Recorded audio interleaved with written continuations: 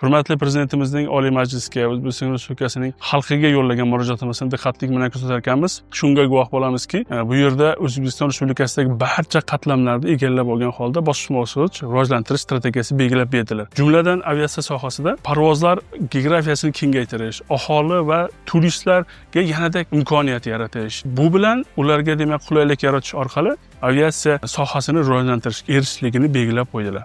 Bu yerda demak aviakompaniyalarda hozirgi kunda sonini bir nechtadan demak o'nlab aviakompaniyalar sonining oshishi. Shu aviakompaniyalarda 2026-yilda 105 tadan 120 taga havo kemalarini yetkazilishi, aholimiz uchun demak aviaqatnovlarni hududlararo ko'paytirish, bu bilan ularga har bitta olingan chiptaga subsidiya kiritish, subsidiya kiritilganda demak chipta narxlarining keskin pasayishi, arzonlashishi orqali ularga qulaylik yaratishi ko'zda tutilgan. Bu hududlar orasidagi aviaqatnovlar ko'payishi xalqimizga demak ham ijtimoiy, ham iqtisodiy, ham madaniy faollikka oshishga olib keladi. Aviatsiya sohasining keng rivojlanib borishi aviatsiya kadrlariga ham talab oshishiga olib keladi. E'tibor beradigan bo'lsak, hurmatli Prezidentimiz tashabbuslari bilan 2026-yilda Fuqaro aviatsiyasi universiteti tashkil etilishi belgilab qo'yildi.